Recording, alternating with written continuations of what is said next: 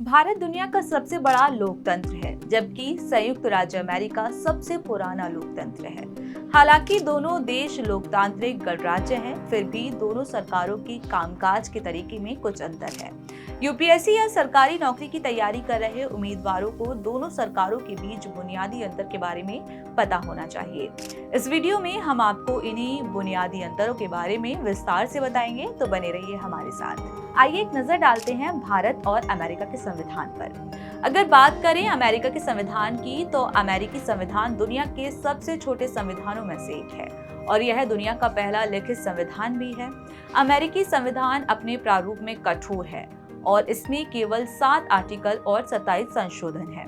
वहीं अगर बात करें भारत के संविधान की, तो भारतीय संविधान अब तक लिखा गया दुनिया का सबसे लंबा संविधान है।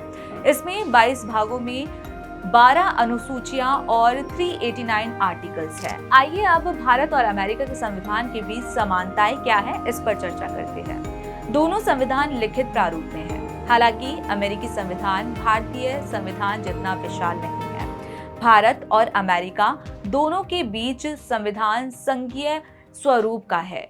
इनमें कहा गया है कि सत्ता केंद्र सरकार के पास है। दोनों संविधान लोगों के मौलिक अधिकारों की नींव रखते हैं। लोकतंत्र को बनाए रखने और उसकी सुरक्षा के लिए शक्तियों का वितरण दोनों संविधानों के बीच एक और सामान्य विशेषता है। अब बात करते हैं भारत और अमेरिका के संविधान के बीच के अंतर की। भारत के संविधान के कुछ भागों में संशोधन करना बेहद आसान है, तो कुछ भागों में संशोधन करना बेहद मुश्किल। लेकिन अमेरिका के संविधान में संशोधन करना बहुत मुश्किल है। अमेरिकी संविधान अपना स्वरूप नहीं बदल सकता, जबकि भारत का संविधान देश की सुरक्षा के लिए परिस्थितियों के अनुसार अपना स्वरूप बदल सकता है। इसका मतलब है कि अमेरिकी संविधान पूरी तरह से संघीय है, जबकि भारत का संविधान अर्धसंघीय है। अर्धसंघीय का मतलब है कि अगर जरूरत पड़ी तो राज्यों की शक्तियां शून्य हो जाएंगी और केंद्र सर्वोच्च शक्ति बन जाएगा। अमेरिकी संविधान में दोहरी नागरिकता का प्रावधान, यानी लोगों के पास देश के साथ साथ राज्य की भी नागरिकता होनी चाहिए। भारत का संविधान एकल नागरिकता पर काम करता है, जिसका मतलब है कि निवासी देश का नागरिक होना चाहिए, चाहे वह किसी भी राज्य से हो। अमेरिका में राष्ट्रपति देश का मुखिया होता है, जबकि भारत में प्रधानमंत्री देश और लोगों की पसंद का प्रतिनिधित्व करता है। अमेरिकी संविधान में राष्ट्रीय आपातकाल के लिए कोई प्रावधान नहीं है। यह एक ऐसी विशेषता है जिसका उल्लेख केवल भारतीय संविधान में किया गया है। आपातकाल में परिस्थिति के आधार पर शक्तियां केंद्र सरकार या राष्ट्रपति के पास चली जाती है। ऐसे परिदृश्य में राज्य की शक्तियां शून्य हो जाती हैं।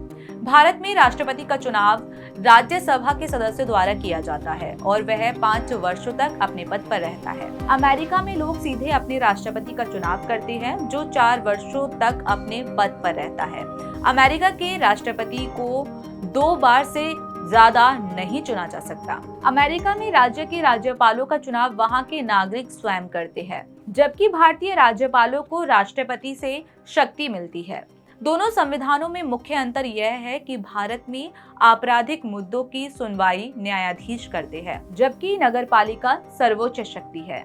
अमेरिकी मुकदमों का संचालन एक विशेष जूरी द्वारा किया जाता है, जिसमें सरकार निर्णय देने के लिए आम लोगों को चुनती है। अमेरिकी संविधान कठोर है, जबकि भारत का संविधान लचीला है। तो दोस्तों, आज के इस वीडियो में फिलहाल इतना ही। फिर होगी आपसे मुलाकात एक नई वीडियो और एक नए विषय के साथ।